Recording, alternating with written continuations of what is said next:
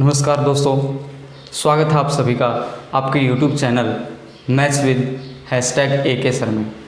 आइए दोस्तों, आज हम आगे बढ़ते हैं। लास्ट एपिसोड में हमने HSSC के क्वेश्चंस को डिस्कस किया था, उसी से आगे कंटिन्यू करते हैं।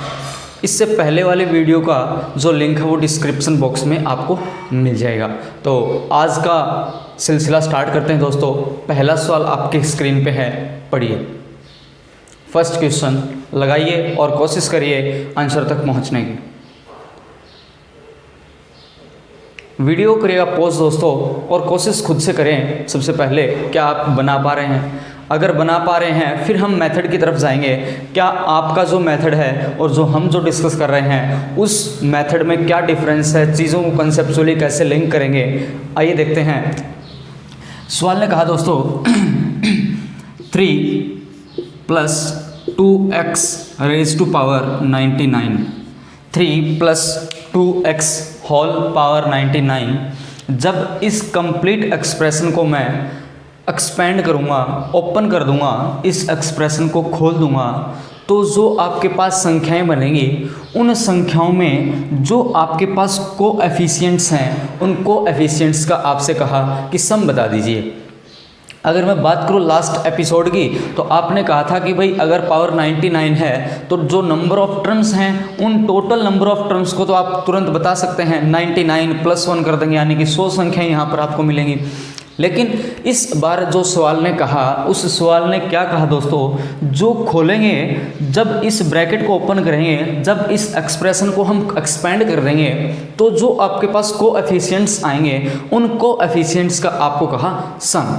तो पहले आप मुझे एक बात बताइए, अगर मैं आपको ऐसा बोल दूं x + 2 whole power 2, x + 2 whole power 2, आप जानते हैं, बहुत अच्छे तरीके से आप जानते हैं इसे, x की पावर 2 + 2 × 2x 4x प्लस क्या बन जाएगा, 4 बन जाएगा, हाँ है ना। अब ध्यान से देखें, x + 2 का होल स्क्वायर जब आपने किया दोस्तों तो आपने इस रिजल्ट को इस प्रकार से लिख दिया, x की पावर 2 + 4x + 4। अब ध्यान से हम एक वर्ड समझते हैं, कोएफिशिएंट। कोएफिशिएंट क्या होता है? सबसे पहले मैं आपको अगर कोएफिशिएंट का रियल मायना बताऊं तो वो होता है जहां पर हमें कोई भी वेरिएबल नज़र ना आए, विदाउट एनी वेरिएबल, वो वैल्यू क्या कहलाएगी, कोएफिशिएंट। अब आप कहते हैं भाई यहाँ पर वेरिएबल है x² का कोएफिशिएंट क्या है, 1। यहाँ पर वेरिएबल क्या है, x का कोएफिशिएंट क्या है, 4। यहाँ पर कोई वेरिएबल है ही नहीं तो आपका कोएफिशिएंट क्या बन जाएगा, 4। यानी कि जब मैं सम ऑफ कोएफिशिएंट्स की बात करता हूँ तो आप कुछ इस प्रकार से लिख देंगे, 4 + 4 + 1 9। अब ध्यान से देखें तो मैंने आपको कहा जो कोएफिशिएंट होता है दोस्तों, जो कोएफिशिएंट होता है वो वैल्यू होती है जहाँ पर हमें कोई भी वेरिएबल नज़र ना आए। तो वेरिएबल हम कैसे ख़त्म कर सकते हैं, इस x को हम कैसे रिमूव कर सकते हैं? अगर मैं x को यहाँ पर 1 पुट कर दूँ तो क्या आपके पास सभी वेरिएबल्स ख़त्म हो जाएंगे? अगर मैं बोल दूं कि यहाँ पर भाई x की पावर 2 को हटा दें और इस x को हटा दें तो आपके पास क्या बन जाएंगे, अकेले कोएफिशिएंट्स बन जाएंगे, हाँ है ना। बात को समझ पा रहे होंगे। मैंने क्या कहा, कोएफिशिएंट्स क्या होते हैं दोस्तों, विदाउट एनी वेरिएबल। जैसे 1 4 4 1 4 4 का अगर आपको सम करना है, इसका मतलब मैं एक्चुअल में क्या करना चाहता हूँ, मैं इस वेरिएबल को हटा देना चाहता हूँ मेरी एक्सप्रेशन से। तो भाई वेरिएबल को तो मैं तब हटा पाऊंगा जब x को 1 पुट करता हूँ, हाँ है ना। 0 पे तो ये कंप्लीट ही खत्म हो जाएगा, तो x = 1 पे ये खत्म हो जाएगा, है ना। तो x = 1 पे ये रिजल्ट आपको क्या दे रहा है, 9। x = 1 पे ये रिजल्ट आपको 9 दे रहा है। तो भाई यहाँ पर पुट करने से अच्छा क्या मैं आपको यहाँ पर 1 पुट करके दिखा सकता हूँ? भाई x की वैल्यू चाहे यहाँ पर पुट कर दें चाहे यहाँ पर पुट कर दें, रिजल्ट तो सेम आएगा क्योंकि इक्वेशन बन गई। अब LHS और RHS इक्वेशन में इक्वल होंगे। जैसे ही x की वैल्यू 1 पुट करेंगे तो 1 + 2 raised to power 2 यानी कि 3 की घात 2 बन जाएगा। उत्तर आपका आ जा रहा है क्या, 9। बस बिल्कुल यही कंसेप्ट है। सवाल ने क्या पूछ लिया आपसे, ध्यान से देखें, 3 जमा 2x होल पावर 99। भाई एक्सप्रेशन को अगर एक्सपेंड करेंगे तो सम ऑफ कोफिशिएंट बता दो, तो क्यों ना x की वैल्यू 1 पुट कर दें, जो भी वैल्यू बनेगी एक्सपेंड पे वो क्या बन जाएगी, सम ऑफ कोफिशिएंट बनेगी।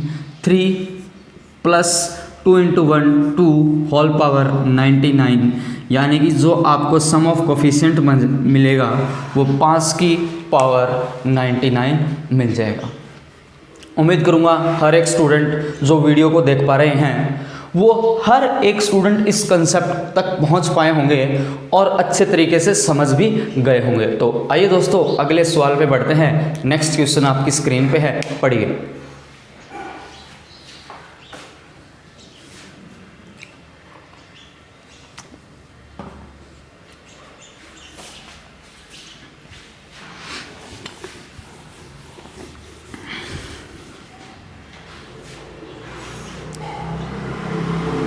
नेक्स्ट क्वेश्चन देखते हैं दोस्तों, आइए। इसने कहा भाई cos of theta equals to x plus 1 upon x. Cos of theta equals to x plus 1 upon x. Question थोड़ा कंसेप्चुअल है ये भी, लेकिन इस वैल्यू से पहले इसने एक वर्ड कहा फॉर रियल x, यानी कि x की रियल वैल्यू के लिए cos ऑफ थीटा इक्वल हो जाएगा x प्लस 1 अपॉन एक्स। अगर यहाँ पर इसने ये रियल वर्ड लगा दिया तो क्वेश्चन आसान भी बन जाता है और कंसेप्चुअल भी बन जाता है। Real value of x cos theta equals to x plus 1 upon x, तो हमें ये बता रहा है भाई किस एंगल पे ये जो एंगल होगा, ये जो थीटा होगा, अक्यूट एंगल होगा, न्यून कोण होगा, ऑब्ट्यूज होगा या राइट एंगल होगा, या हो ही नहीं पाएगा कुछ, कि किस वैल्यू पे ये x प्लस 1 अपॉन एक्स दे और x की वैल्यू कैसे होनी चाहिए, रियल। अगर x की वैल्यू रियल है तो मैं एक आपको ऑब्जर्वेशन और एक मैं आपको यहाँ पर आंकड़ा एक डाटा लिख देता हूँ। अगर x की वैल्यू रियल है तो x प्लस 1 अपॉन एक्स हमेशा -2 से +2 के बीच में लाई करेगा। अगर आपके पास x की वैल्यू रियल है तो x प्लस 1 अपॉन एक्स किन दो वैल्यूज़ के बीच में लाई करेगा, वो -2 से 2 के बीच में लाई करेगा। अब भाई x प्लस 1 अपॉन एक्स जब इसमें लाई करेगा तो आप तो कोस थीटा जो ट्रिग्नोमेट्रिक फंक्शन है इसके बारे में भी अच्छे से जानते हैं। इसकी जो रेंज होती है, जो रेंज इसकी बनेगी कॉस ऑफ थीटा, ये थीटा की वैल्यू शायद -1 से +1 के बीच में आपने पढ़ी है। जो कोस थीटा की वैल्यू लाई करेगी वो हमेशा -1 से +1 के बीच में लाई करेगी। दोस्तों ये आप जानते हैं, सब बातें जानते हैं, कोस थीटा की वैल्यू इसके बीच में लाई करेगी। बस इन चीज़ों को कंसेप्चुअली थोड़ा सीखते हैं। x प्लस 1 अपॉन एक्स कहता है इन दोनों के बीच में लाई करेगा, कोस थीटा कहता है भाई -1 से 1 के बाहर में तो जाऊंगा ही नहीं। क्या कोस थीटा -1 से आगे जाएगा? बिल्कुल नहीं जाएगा। क्या कोस थीटा 1 से आगे जाएगा? जाएगा ही नहीं। लेकिन ये कह रहा है +2 और -2 से +2 तक कहाँ पर जाएगा? 1 से आगे तो जाएगा ही नहीं है। क्या -1 से आगे जाएगा? बिल्कुल नहीं जाएगा। यानी कि थीटा की किसी भी वैल्यू पर ऐसा पॉसिबल नहीं है। थीटा की वैल्यू चाहे ऑब्ट्यूज एंगल पुट कर लो, चाहे एक्यूट एंगल पुट कर लो, चाहे 90 डिग्री, ये पॉसिबल हो ही नहीं पाएगा कि थीटा की किसी वैल्यू पे आप रियल x की वैल्यू पे ऐसा पॉसिबल कर पाएँ। तो उम्मीद करूँगा इस क्वेश्चन को भी आपने समझ लिया होगा। आइए दोस्तों अगले क्वेश्चन पे बढ़ते हैं। नेक्स्ट क्वेश्चन आपकी स्क्रीन पे है, करिए।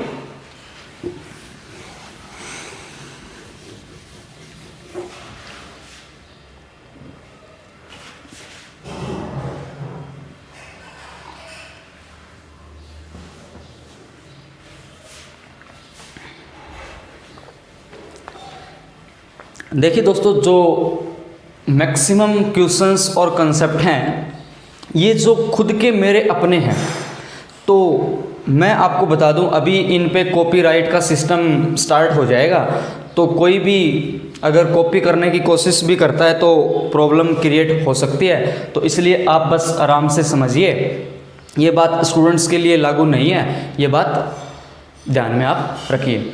तो नेक्स्ट क्वेश्चन देखते हैं। अगला क्वेश्चन आपकी स्क्रीन पे है। देखिए ऐसे ऐसे क्वेश्चंस भी एग्जाम में आ रहे हैं। कैसे क्वेश्चंस एग्जाम में आ रहे हैं दोस्तों? बिल्कुल आसान सवाल है। इसने कहा कि सरकम सेंटर बता दीजिए, प्री केंद्र बता दिए, किसका? इक्विलेटरल ट्राइंगल का, समबाहु त्रिभुज का। तो आप जानते हैं जो साइड होगी उसको √3 से डिवाइड कर दें तो आपको क्या मिल जाता है? सरकम सेंटर मिल जाता है। ए की वैल्यू इसने कहा 9 सेंटीमीटर भुजा है किसी इक्विलेटरल ट्राइंगल की, तो आप क्या बता दीजिए सरकम सेंटर? तो आप कहेंगे क्या आ जाएगा उत्तर?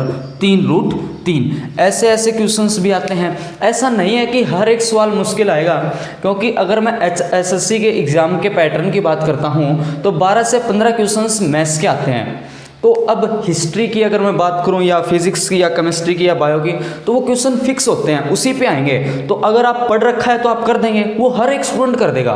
तो कंपटीशन से अगर आपको छांटना है, एग्जाम से आपको छंटवारा करना है कि एग्जाम में कौन कौन सफल होंगे, कौन कौन असफल होंगे, क्योंकि बहुत ज़्यादा फॉर्म फिल होते हैं, तो उनसे बांटने के लिए कुछ क्वेश्चंस ऐसे होते हैं जो ज़रूरी हैं आपको पढ़ने और आपके कंसेप्ट के लिए भी बहुत ज़रूरी हैं। अगर हर एक ऐसे ऐसे क्वेश्चंस एग्जाम में आने लग जाए तो जितने स्टूडेंट फॉर्म फिल करते हैं वो सभी कर देंगे, सभी। तो इतनी वैकेंसी तो होती नहीं है। तो उन वैकेंसियों के लिए अलग निकालने के लिए कुछ क्वेश्चंस ऐसे ज़रूर आते हैं, और वो क्वेश्चंस और कहीं देखने को नहीं मिलेंगे, वो मैथ्स ही डिस्ट्रीब्यूट करवा सकता है। तो आइए अगले क्वेश्चन पे बढ़ते हैं। नेक्स्ट क्वेश्चन आपकी स्क्रीन पे है, पढ़िए। अगला क्वेश्चन है आपके बेस सिस्टम पे, नंबर सिस्टम का क्वेश्चन है ये। बेस जो सिस्टम हम पढ़ते हैं, डेसिमल, बाइनरी या ऑक्टा जो भी आता है, वो उस पे बेस्ड क्वेश्चन है। मैं यहाँ पर नंबर लिख देता हूँ। बाइनरी में आपको एक नंबर दे रखा है 101 001 बाइनरी का मतलब आप कुछ ऐसे पढ़िए भाई, जो आपके पास जो डिजिट हैं, जो इस नंबर में डिजिट्स हैं, वो या तो 0 है या क्या है, 1 है। इसका मतलब 2 डिजिट्स हैं। जब 2 डिजिट्स पर हम काम कर रहे होते हैं तो मैं बेस पर काम कर रहा होता हूँ, बेस 2। जब भी बेस 2 आपको नज़र आता है तो वो बेस 2 कैसा बन जाता है? बाइनरी। अब अगर जो कोई भी संख्या आप लिखते हैं वहाँ पर 0 से 9 तक के हम वर्ड्स डिजिट्स को यूज़ करते हैं, तो 0 से 9 के अगर आप डिजिट्स को काउंट करेंगे तो आपको 10 मिलेंगे, 10। तो वो सिस्टम कैसा हो जाता है? डेसी सिस्टम हो जाता है। जो हम पढ़ते हैं, जो हम देखते हैं, या जो भी हम ऐड सब्ट्रैक्ट कुछ भी करते हैं वो हम डेसी में करते हैं, डेसिमल सिस्टम में, दशमलव अंक में करते हैं। अब यहाँ पर आपको मैं एक कंसेप्ट बताता हूँ, आप एग्जाम्पल से समझिए। सपोज करो मैंने कोई भी नंबर लिख दिया 159। आप कहेंगे ये नंबर कैसा है? 159 डेसिमल में है। क्यों? डिजिट्स 0 से 9 वाली यूज़ हुई हैं। अगर ये डेसिमल में है तो जो आपके पास हर एक डिजिट्स हुआ करते हैं, जो हर एक डिजिट्स इसमें यूज़ हुई हैं, ये अपने आप में कुछ डिस्क्राइब कर रहे हैं। क्या डिस्क्राइब कर रहे हैं? इस बात को समझिए। जो ये यूनिट डिजिट है, जो ये यूनिट डिजिट है, ये हमने कल भी पढ़ा था। जब भी इस संख्या को मैं 10 से डिवाइड करता हूँ, जब भी इस संख्या को मैं 10 से डिवाइड करता हूँ, तो मेरे को जो रिमाइंडर मिलता है वो यूनिट डिजिट मिलता है। जब भी मेरे को रिमाइंडर मिलता है वो क्या मिलता है? Unit digit. यानी कि जो भी आपके पास संख्या है, जो भी आपके पास नंबर है, उस नंबर, उस संख्या के अगर आप यूनिट डिजिट को देखेंगे तो वो रिमाइंडर हुआ करता है जिस सिस्टम में हम काम कर रहे हैं।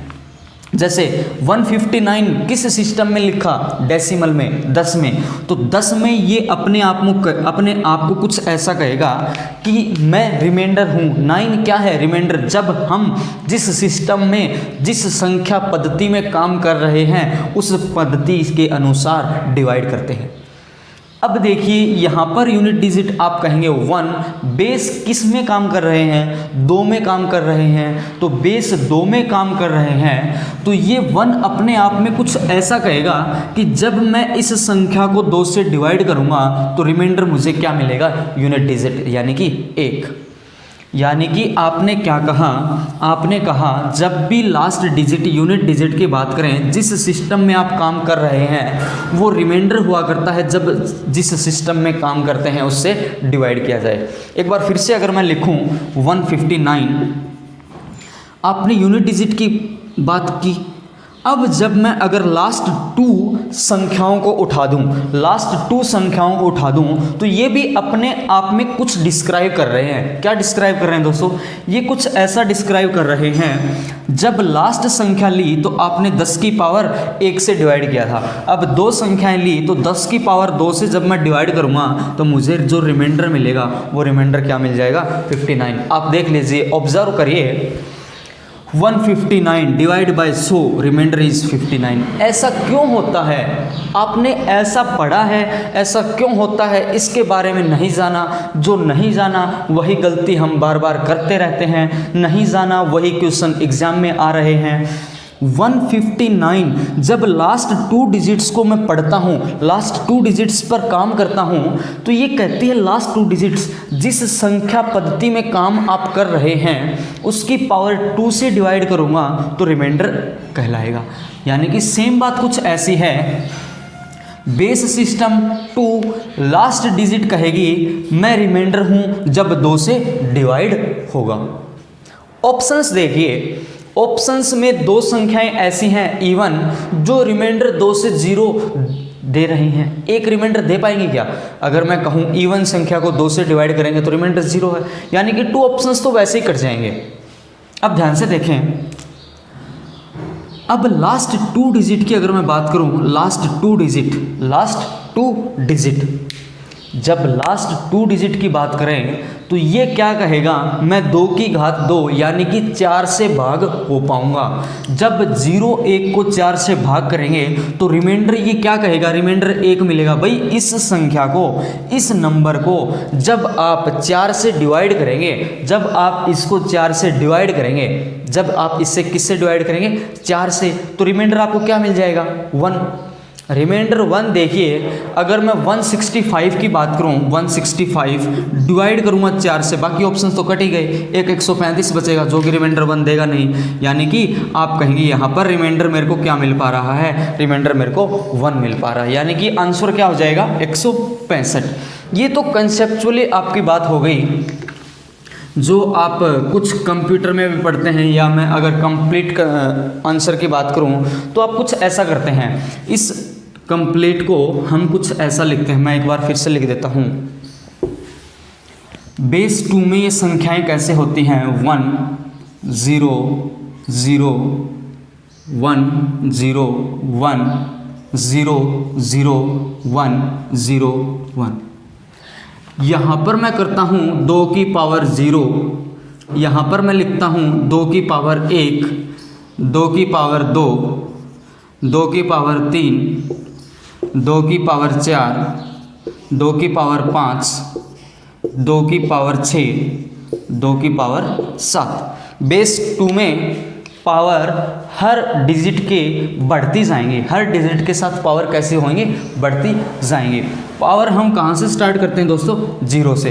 1 2 3 4 5 6 7 हम करते हैं डिजिट की इनके साथ मल्टीप्लाई, फिर प्लस, डिजिट की इसके साथ मल्टीप्लाई, फिर प्लस, डिजिट की इसके साथ मल्टीप्लाई, फिर प्लस, ये यहाँ तक चलता जाएगा। आप बताओ 0 की गुणा करेंगे, ये खत्म हो जाएगा, ये भी खत्म हो जाएगा, खत्म हो जाएगा, खत्म हो जाएगा, बचेगा क्या?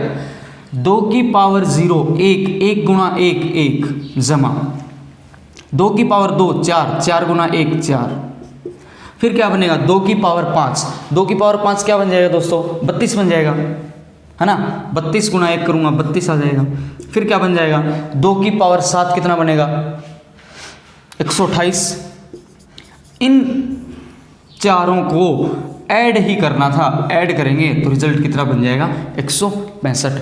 हालांकि इसका कोई खास आप इस कंप्लीट को यूज़ करें ज़रूरी नहीं है आप इसे यूज़ करें। हमने देखो अगर आप रिमाइंडर का कंसेप्ट और डिजिट बेस सिस्टम पे आपकी कमांड है तो आप तुरंत समझ जाएंगे भाई लास्ट डिजिट रिमाइंडर देता है, लास्ट 2 डिजिट 2 की पावर 2 का रिमाइंडर देगा। तो ऐसे भी आप कर सकते हैं, आपके हाथ में है, आप कैसे भी सोल्व करें। आंसर निकालना है हमें तो चाहे आप ऐसे सोल्व करें चाहे आप बेस सिस्टम से सोल्व करें, कैसे भी सोल्व कर लीजिए आंसर तक पहुंच जाएंगे। आइए दोस्तों अगले क्वेश्चन पे बढ़ते हैं। नेक्स्ट क्वेश्चन आपकी स्क्रीन पे है, पढ़िए।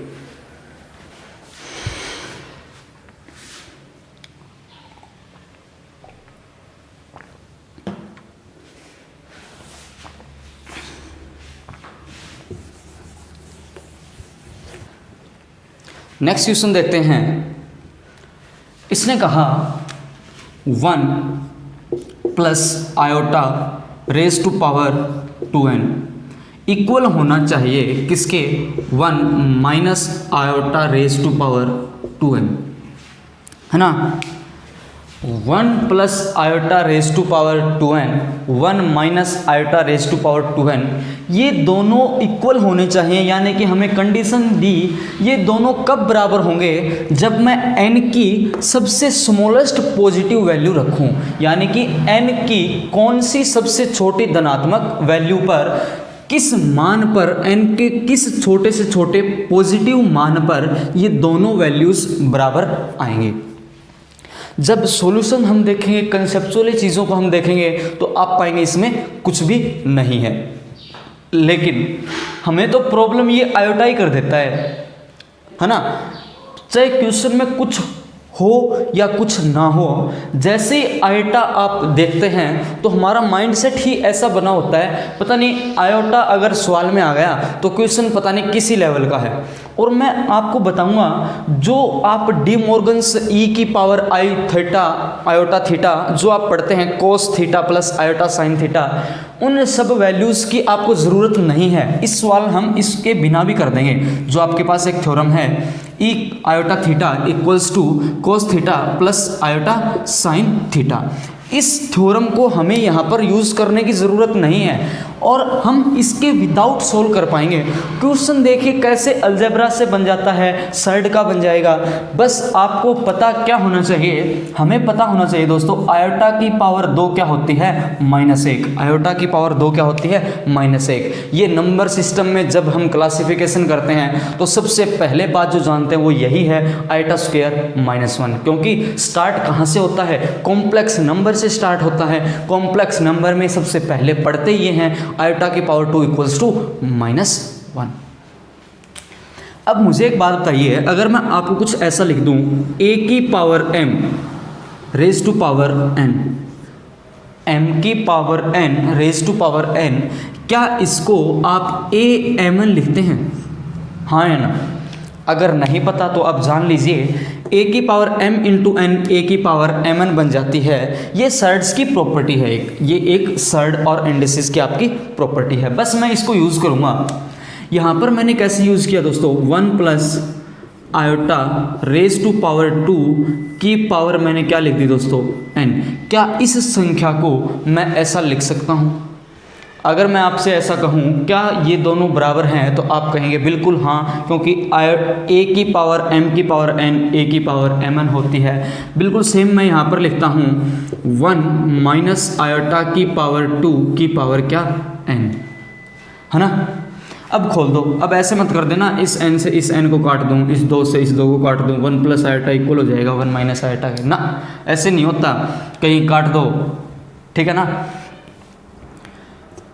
अब देखिए a प्लस बी का होल स्क्वायर खोल दो, a प्लस बी का होल स्क्वायर क्या बनेगा, 1 plus iota square plus 2 iota raise to power क्या बन गया दोस्तों, n, इक्वल बन जाएगा 1 plus iota square minus 2 iota raise to power n। क्या किसी सिंगल स्टूडेंट को भी दिक्कत लगी इस टॉपिक पे इस स्टेप से इस स्टेप में उम्मीद करूँगा एक बार फिर से देखिए, हमने a प्लस बी का होल स्क्वायर किया, हमने इस ब्रैकेट को ओपन करके वैल्यू एज इट इज़ रखी, इस ब्रैकेट को ओपन करके वैल्यू एज इट इज़ रखी। अब आयोटा की पावर 2 को मैं क्या लिख दूंगा, 1 minus 1 plus 2 iota raise to power क्या है n equal to 1 minus 1 minus 1 iota square की वैल्यू क्या 1 minus 2 iota whole power 2 whole power क्या है n है। क्या इस एक से इस एक को ख़त्म कर देंगे, क्या इस एक को इस एक से ख़त्म कर देंगे, बिल्कुल कर देंगे भाई, बिल्कुल, है ना। तो आगे का स्टेप मैं थोड़ा यहाँ पर लिखता हूँ इसको हटा के। अब ये क्या बन जाएगा, आप कहेंगे 2 iota raise to power n क्या बन जाएगा दोस्तों, minus 2 iota raise to power n, है ना, ये बन जाएगा। अब इसको भी हटा देते हैं। अब यहाँ पर इसको आप लिखेंगे 2 की पावर n आयोटा की पावर n इक्वल्स टू 2 की पावर n और माइनस आयोटा की पावर n, बिल्कुल सेम है। जब आपके पास ऊपर की शक्तियाँ हों तो ये क्या हो जाएंगी, ऐसे लिख पाएंगे, इसको भी ऐसे लिख पाएंगे, गुना में है। अब इस वैल्यू से इस वैल्यू को काट सकते हैं हम इस वैल्यू को इस वैल्यू से काट सकते हैं, यानी कि आयोटा की पावर n बराबर होनी चाहिए माइनस आयोटा की पावर n, आयोटा की पावर n इक्वल होनी चाहिए माइनस आयोटा की पावर n। जब भी आप बात करेंगे माइनस वन की पावर अगर मैं ओड करता हूं दोस्तों, तो रिजल्ट आपको हमेशा माइनस मिलता है, रिजल्ट हमेशा आपको कैसा मिलता है, माइनस। एक बार फिर से देखिए, अगर -1 की पावर ओड करेंगे तो रिजल्ट माइनस मिलेगा, और +1 की पावर इवन करते हैं तो रिजल्ट प्लस मिल जाएगा, बिल्कुल सेम बात है। यहाँ पर माइनस की पावर n, यानी कि यहाँ पर अगर ये रिजल्ट प्लस है तो ये रिजल्ट प्लस तभी आएगा जब n की वैल्यू क्या होगी दोस्तों, इवन। n की वैल्यू क्या होगी दोस्तों, इवन। और इवन कैसी होगी, पॉजिटिव इवन के बारे में इस सवाल ने कहा।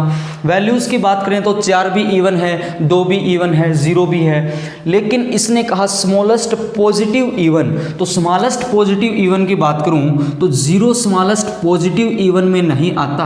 आंसर क्या बन जाएगा, स्मॉलेस्ट पॉजिटिव इवन आपका 2 है, आंसर बन जाएगा 2। इस सवाल का आंसर आ जाएगा 2। उम्मीद करूंगा हर एक स्टूडेंट इस सवाल को समझ पाया होगा। किसी प्रकार की दिक्कत लगे, किसी प्रकार की परेशानी लगे, आप कमेंट सेक्शन में कमेंट कर सकते हैं, हम रिजॉल्व कर देंगे आपकी प्रॉब्लम को। आइए अगले क्वेश्चन पे बढ़ते हैं दोस्तों। अगला सवाल आपकी स्क्रीन पे है, पढ़िए।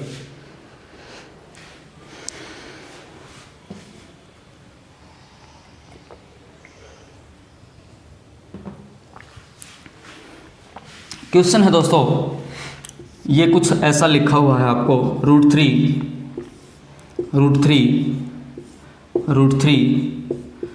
थ्री ऐसे इनफाइनाइट तक चला हुआ है। अब देखो, सवाल सरकम सेंटर वाला भी आया था, सवाल ये भी आया है, और सवाल आयोटा पे भी आया है, सवाल एक्सपेंशन पे भी आया है, सवाल आपके किस पर, कोफिशिएंट्स पे भी आया है। यानी कि हर एक क्वेश्चन कंसेप्चुअल भी नहीं है, हर एक क्वेश्चन थोड़ा मुश्किल भी नहीं है। सवाल ऐसे भी आ रहे हैं, सवाल सरकम सेंटर पे भी आ रहे हैं, करना सब कुछ पड़ेगा। ऐसा नहीं है कि मुश्किल ही मुश्किल सवाल आ रहे हैं। तो अब आपको अगर उस भीड़ से अलग आपको देखना है, एग्जामिनर चाहता है कि भाई भीड़ में से अलग कौन है, तो हर प्रकार के क्वेश्चंस डाले जाएंगे एग्जाम में, और तभी उन क्वेश्चंस से ही भीड़ से अलग हो पाएंगे। भीड़ से अलग इतना जल्दी और इतना आसानी से नहीं देख पाते, क्योंकि एक बस एग्ज़ाम महज एग्ज़ाम से ही तो आपको अलग करना है, छटनी करनी है, और उस एग्ज़ाम से छटनी कर पाएँ ये बहुत मुश्किल हो जाता है। इसलिए क्वेश्चन हर प्रकार के डाले जाते हैं। तो यहाँ पर इस प्रकार के क्वेश्चन तो तुरंत आप देखते कहेंगे क्या बन जाएगा भाई, 3 बन जाएगा जी उत्तर। क्या बन जाएगा, 3।